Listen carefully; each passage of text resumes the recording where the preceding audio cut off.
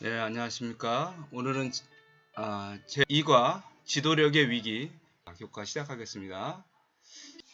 1월 9일 안식일이고요. 일모 시간은 5시 31분입니다. TMI는요, 아픈 이웃이나 동료를 위해 음식을 만들어 주시고요. 끼어들은 찬양을 위해 기꺼이 자리를 양보해 주십시오. 이웃을 위해 골목에 쌓인 낙엽이나 눈을 치우세요. 오늘 정말 눈이 많이 왔는데요. 정말 이 눈 때문에 고생하는 일이 없도록 서로 도왔으면 좋겠습니다. 그림을 보시면 여기에 왕관이 있고요. 칼이 있습니다. 근데 칼은 부러졌고 왕관도 그렇게 멀쩡해 보이지는 않습니다. 뭔가 지도력이 있긴 하지만 그 지도력이 힘이 없음을 보여주는 그런 그림입니다. 지도력은 매우 중요합니다. 리더십은 매우 중요합니다. 어떤 사람이 감독을 하고 어떤 사람이 어떤 조직을 인도하느냐는 매우 중요하고 그 결과가 매우 달라질 수 있습니다. 그래서 이사야를 통해서 하나님께서는 정말 너희들의 진정한 지도력, 진정한 리더가 누구인지, 우리는 누구를 따라가야 하는지에 대해서 이야기해 주고 있습니다. 기억절을 잠깐 보겠습니다.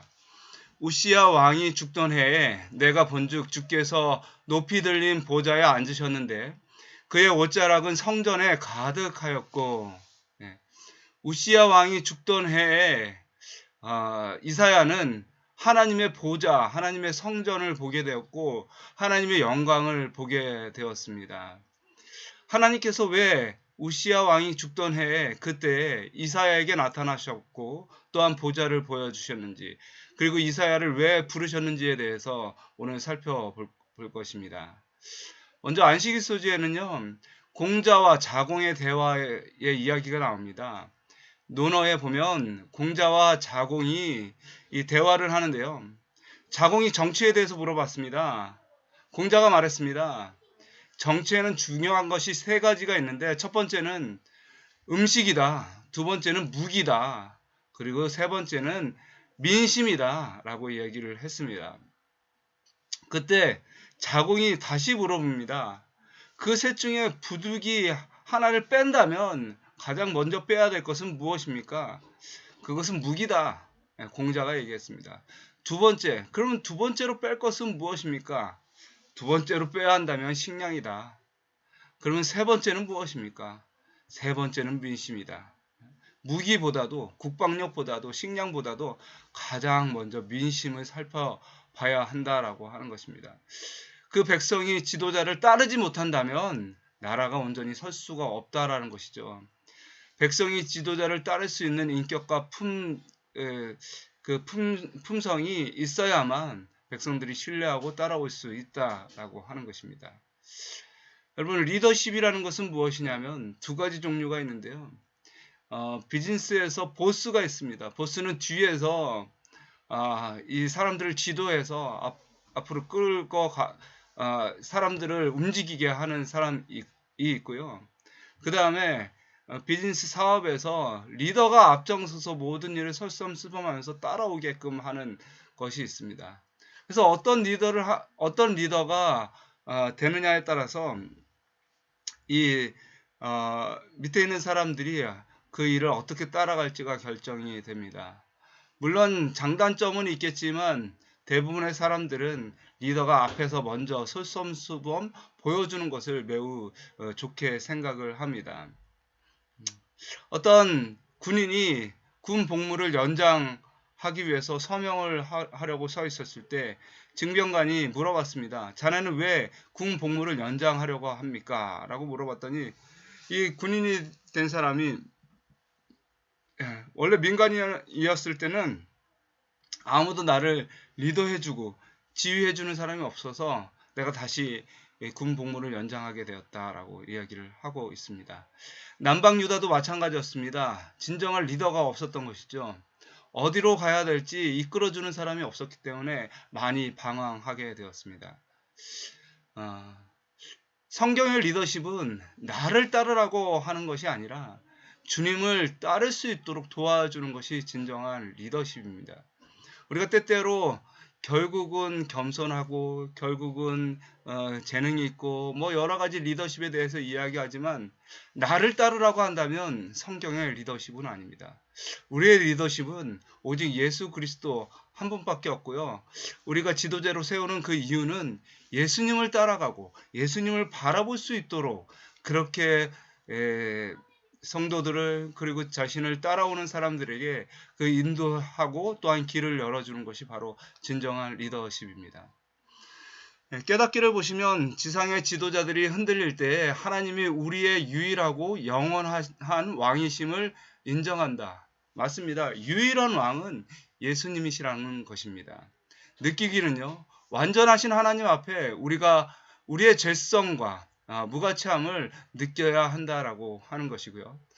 세 번째는요, 이 어두운 세상에 기별을 전할 자를 찾으시는 하나님의 음성에 반응하면서 우리의 삶을 하나님께 드리고 하나님께서 주신 사명을 감당하며 나아가야 된다라고 하는 것입니다. 왜냐하면 그분께서 우리의 리더가 되시기 때문이죠. 결론적으로 보시면 파멸 가운데서 여호와께서는 거룩한 자손이 남을 것을 보증을 통해 참으로 놀라운 은혜의 소망을 주십니다.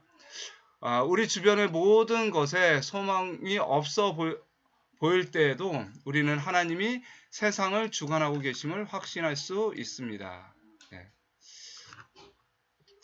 1월 서지입니다. 1월 서지 보시겠습니다. 죽은 왕과 영원한 왕. 죽은 왕은 누구고 영원한 왕은 누굴까요? 기억절에 보시던 대로 우시아 왕이 죽던 해에 이사야가 보게 된 것입니다. 여러분, 우시아는 사실 문둥병에 걸렸습니다. 그의 임기 말에 문둥병에 걸렸는데 그것은 하나님께서 치심이었습니다. 우시아는 초반에 하나님을 잘 섬겼던 왕이었지만 결국 마지막 판에 하나님을 교만함으로 하나님을 떠나갔었던 왕이었죠. 이 왕을 통해서 우리가 살펴볼 수 있는 것이 있습니다. 사실 여기 보시면 요아스 왕이 있습니다. 이 아달랴로 인해서 요아스가 어릴 때 죽을 뻔하다가 숨어 지내다가 이제 어느 정도 소년 시절에 왕이 되었습니다. 그리고 아주 하나님께 충성하며 살아갔었습니다. 그런데 요아스의 아들 아마샤는 하나님을 떠난 삶을 살았고 우상숭배의 삶을 살았습니다. 그러나 마지막에 하나님께 회개해서 돌아왔던 왕이었습니다. 그런데 우시아는요, 또 달리 하나님께 초반에는 순종했지만 그 다음에 말년에 아주 교만하면서 제사장직을 자신이 하려고 했었습니다. 그러다가 문둥병에 걸리게 되었죠. 우시아 왕은 성공적인 왕이었지만 막판에 심각한 흠과 부정을 나타내고 말았고요. 결국 만유의 왕이신 하나님께서는 얼마나 거룩하시고 정결하시며 완전하신 것인지 그는 깨달아야만 했습니다. 여기 보면 우시아가 죽던 해에 하나님께서 이사야에게 나타난 것은 아주 큰 의미가 있습니다. 우시아는 부정하게 되었습니다. 그래서 문둥병에 걸렸습니다. 그런데요, 이사야서 6장에 이사야는 하나님으로부터 정결하게 됨을 받게 됩니다. 우시아는 교만하였지만 이사야는 아주 겸비한 자세로 하나님을 대했습니다. 하나님 앞에 섰을 때 그는 아이라고 이야기하였습니다. 예레미야죠. 그는 하나님께 아주 겸비하게 되었습니다. 그래서 이 우시아 시대에 이사야에게 하나님께서 나타나는 것은 우시아의 상태가 백성들의 상태와 같음을 이야기하고 있습니다. 우시아가 문둥병에 걸린 것처럼 백성들도 문둥병처럼 그렇게 썩어간다라고 얘기를 하고 있습니다. 여기 보면 발바닥에서 머리까지 성한 곳이 없이 상한 것과 터진 것과 새로 만든 흔적뿐이다라고 얘기를 하고 있습니다. 그리고요, 왕의 죽음은 권력의 과도기를 가져온다라는 것을 알 수가 있고요. 그리고 상당한 취약성을 나타내고 있습니다. 이 우시아가 죽던 해에 이 디그라빌라셀이 아수르 이 아시리아의 왕이 되면서 아주 폭군이었습니다. 아주 사나웠습니다. 그래서 많은 나라들을 포로로 삼았고요. 이스라엘도 매번 쳐들어오게 되었습니다. 그래서 이스라엘 나라는 안팎으로 상당히 위기였었습니다. 우시아가 죽고요. 왕이 죽고요. 그 다음에 외부에서는 계속해서 이방인들이 쳐들어왔기 때문에 이 이사야는 상당히 걱정이 많이 있었습니다. 그때 하나님께서 위로와 용기를 주시기 위해서 이사야를 찾아온 것입니다. 예. 번영할 때가 가장 위험한 때다. 가장 운반하기 어려운 잔은 빈 잔이 아니고 위에까지 가득 찬 잔이다. 가장 주의 깊게 균형을 유지해야 할 필요가 있는 것은 그런 잔이다. 고난과 역경은 실망과 슬픔을 가져다 준다. 그러나 영적 생애의 가장 위험한 것은 번영이다 라고 얘기합니다.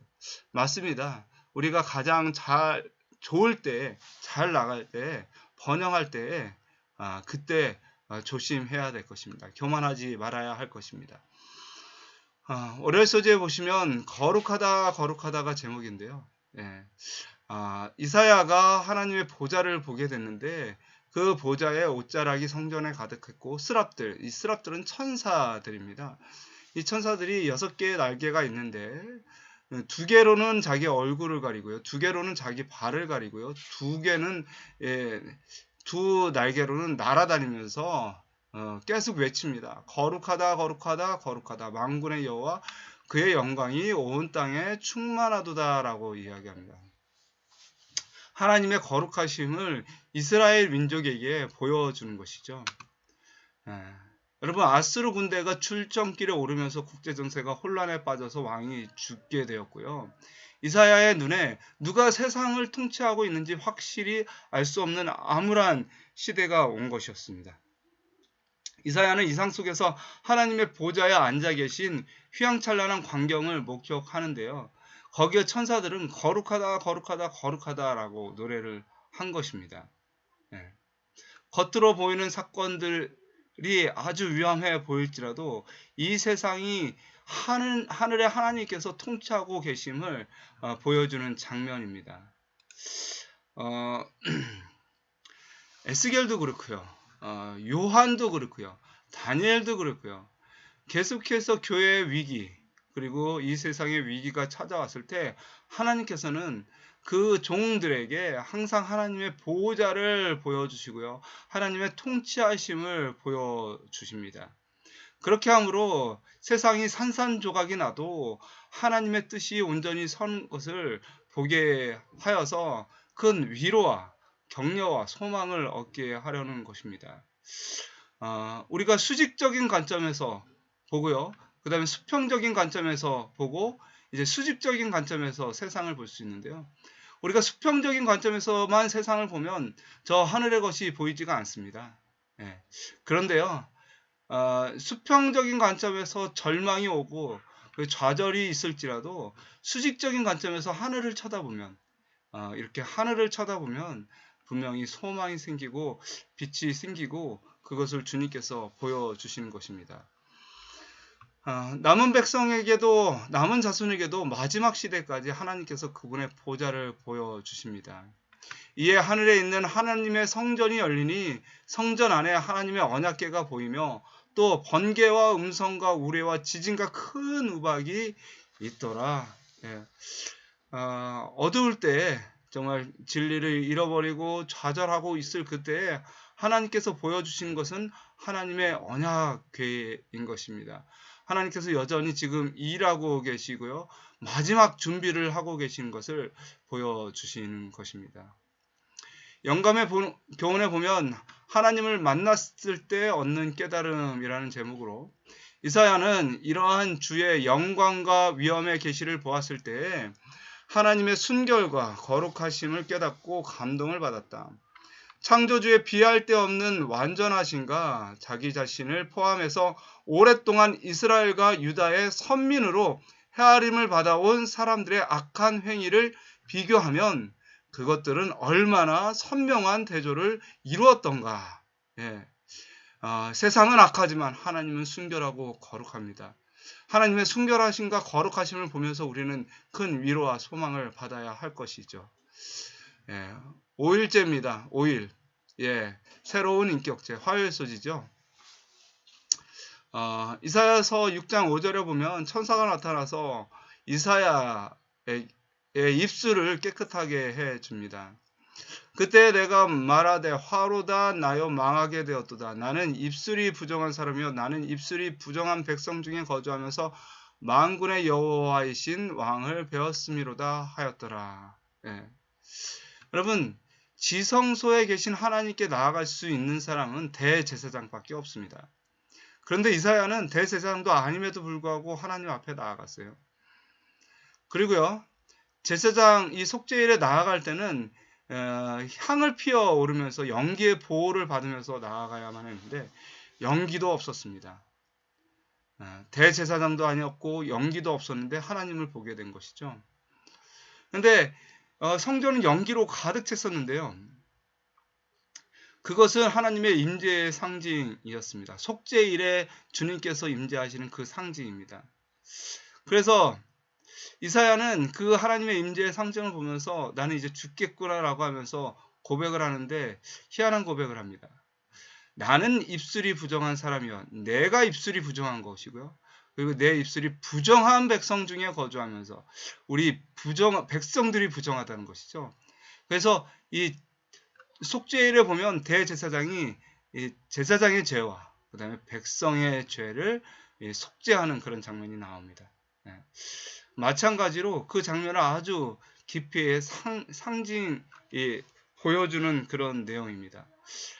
속죄일에 이 정결케 하심에 대한 내용을 그대로 보여주는 것이죠.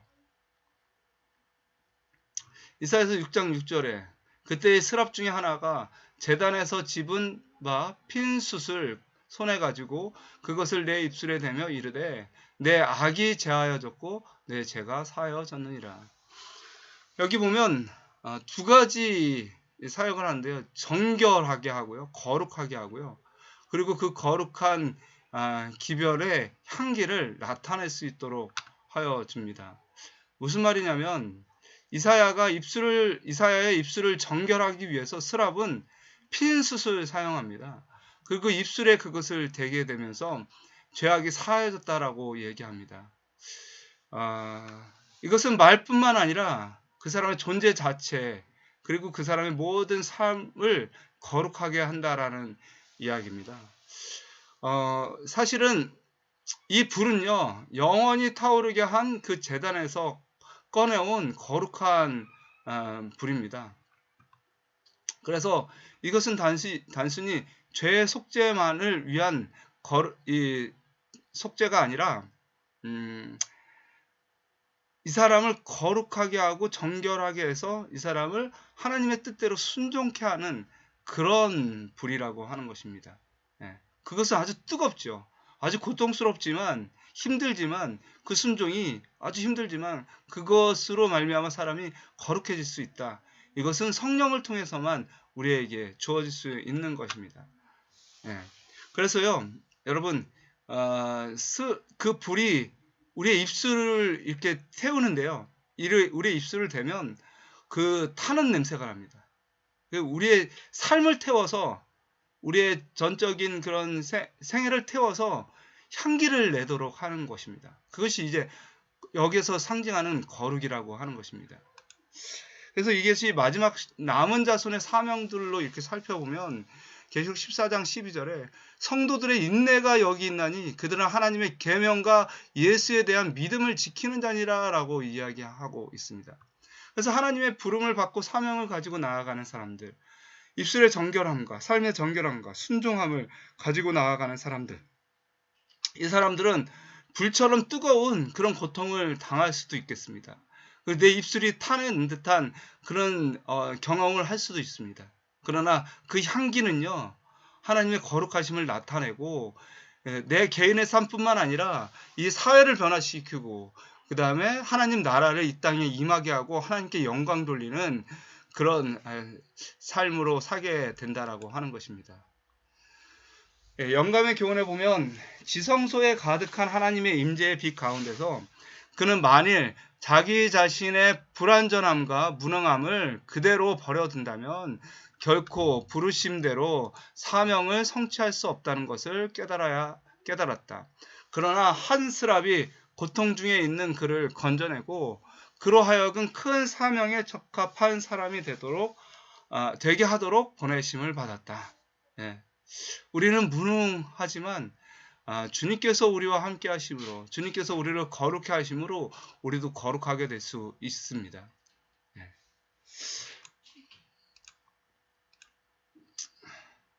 수요일 소지입니다. 6일 왕의 위임장입니다. 하나님께서 우리를 거룩한 사람으로 부르셨는데 단순히 그냥 부르시는 것이 아니라 하나님의 위임장을 들고 하나님의 권위와 하나님의 능력을 가지고 나아갈 수 있도록 하셨습니다. 이사야서 6장 8절에 보면 내가 누구를 보내며 누가 우리를 위하여 갈고, 그러니까 나의 일이 아닌 하나님의 일을 대신하는 것이고요. 하나님의 권위와 하나님의 능력을 가지고 가는 것이기 때문에 이것은 엄청난 특권입니다. 주님께서 그렇게 이야기했을 때 이사야는 내가 여기 있나이다 나를 보내소서라고 이야기를 합니다. 이것은 정말 큰 헌신의 마음이고요. 남은 자손이 반드시 가져야 될 마음이고요. 이것은 세상을 구원할 아주 사명이 깊은 사람들이 주님께 드리는 마음입니다. 사실 이사야는요, 6장에 와가지고 하나님께 부름을 받은 것이 아니라 이전부터 하나님의 사역을 해왔던 사람이었습니다. 다른 모든 선지자들, 에스겔이나 예레미야 선지자들은 먼저 1장부터 부름을 받아요. 하나님께서 내가 너를 불렀다. 내가 너를 사용할 것이다. 하나님 저는 못하겠습니다. 아니다. 너를 사용할 수 있다. 이렇게 했었거든요. 근데 이사야는 좀 다릅니다. 이미 사역을 하던 중에 갑자기 이사야에게 다시 그 입술을 정결케 하면서 하나님의 위임장을 가지고 나아갈 수 있도록 이렇게 새롭게 하여 주십니다. 이것은 무엇이냐면 자신의 사역을 재확인할 뿐만 아니라 그 사역을 고무시키고 또한 조금 더 특별한 사역으로 이 이사야를 부르는 것입니다.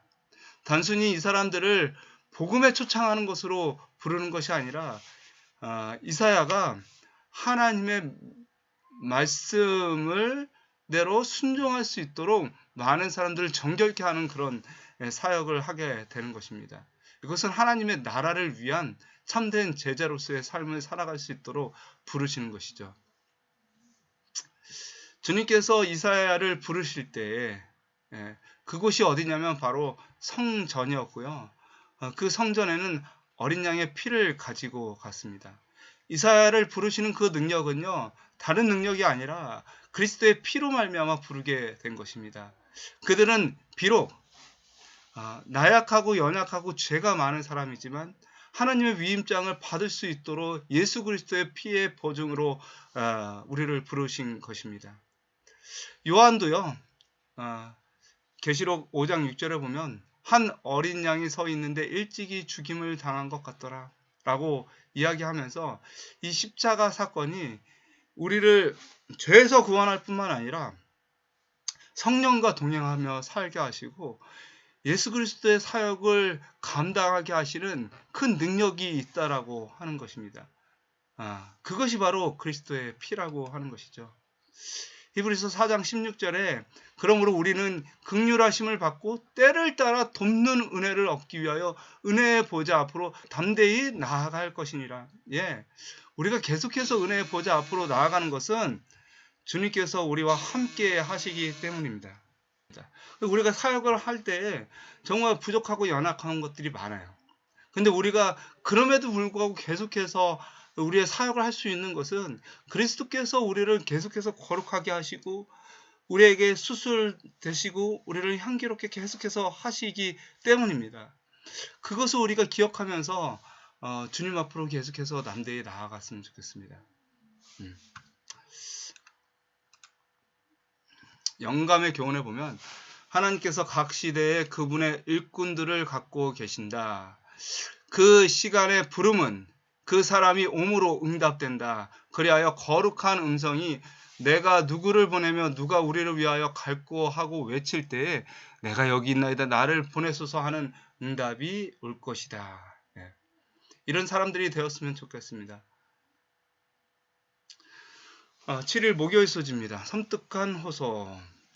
이 백성의 마음을 둔하게 하며 그들의 귀가 막히고 그들의 눈이 감기게 하라. 염려하건대 그들이 눈으로 보고 귀로 듣고 마음으로 깨닫고 다시 돌아와 고침을 받을까 하노라. 섬뜩한 호소라고 이렇게 되어 있는데요. 하나님께서 이사야를 통해서 그대 백성에게 말하려고 하는 것이 과연 무엇일까요? 사실 이 말씀은 상당히 어려운 말씀인 것 같지만 그렇게 또 어려운 말씀은 아닙니다. 하나님께서는 아무도 멸망하지 않기를 바라시기 때문에 이사야를 유대 백성에게 보내신 것입니다. 근데 이 말씀은 어떤 의미냐면 사실 사람이요 이 거울을 쳐다봤을 때 내가 거울을 볼 때 내가 웃으면 거울도 웃고요. 내가 무표정하면 거울도 무표정합니다. 내가 웃는데 거울이 무표정할 수 없고 내가 무표정하는데 먼저 거울이 웃을 수 없는 것이죠. 당연한 반응을 기다린다라고 하는 것입니다. 하나님께서는요 계속해서 이스라엘 백성들에게 당연한 반응을 기다리셨습니다. 하나님께서는 이스라엘 백성들을 진심으로 사랑을 하셨는데요. 그 사랑으로 반응하지 않고 반역으로 반응하기 때문에 자꾸 하나님께서 그들의 마음을 돌이키시려고 하시는 것입니다.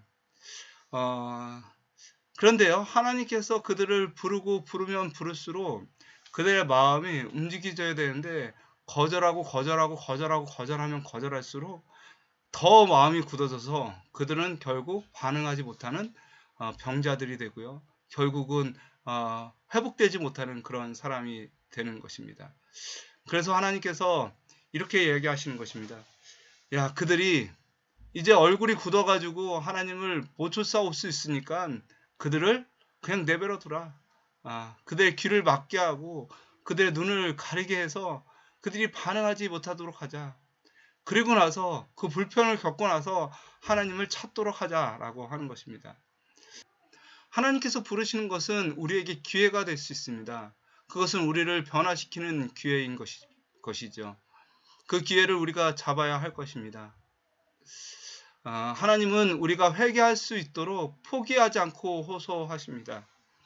우리 아기가 다 죽어갔지만 포기할 수 없는 어머니의 사랑 때문에 다시 살아난 사건이 있었습니다.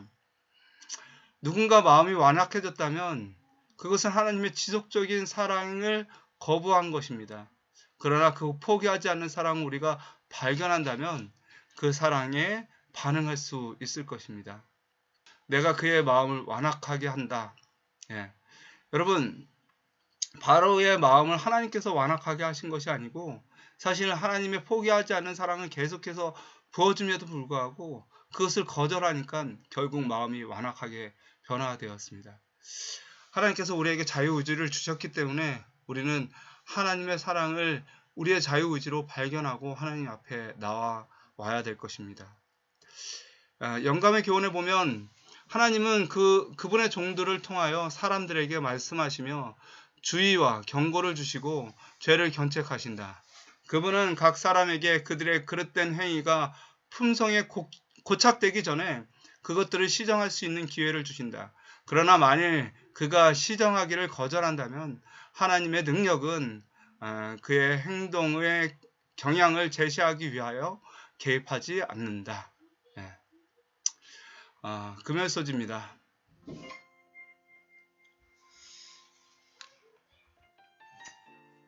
이 같은 상태에 놓여 있던 우시아의 통치 마지막 해에 이사야가 유다에게 하나님의 경고와 책망의 기별을 전하도록 부르심을 받았으므로 그가 그 책임을 피하려고 한 것은 놀라운 일이 아니었다. 그는 완고한 저항을 받으리라는 사실을 잘 알고 있었다. 그는 자신에게 사태를 수습할 능력이 없다는 것을 깨닫고 그가 펼치는 사역의 대상이었던 백성들의 완고함과 불신을 생각해 보았을 때에 그의 과업은 희망이 없는 것처럼 보였다.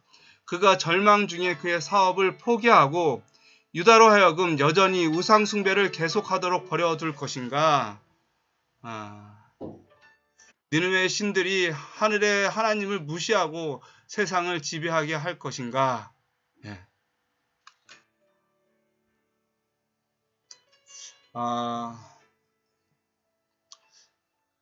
절망 중에서도 우리가 포기할 수 없는 것은 하나님께서 우리와 함께 하시고 그분의 보좌를 보여주시고 우리를 위해서 일하고 계시기 때문입니다. 이 사실을 기억하시면서 오늘 교과를 마치겠습니다. 우리 묵상하심으로 모든 순서를 마치겠습니다. 감사합니다.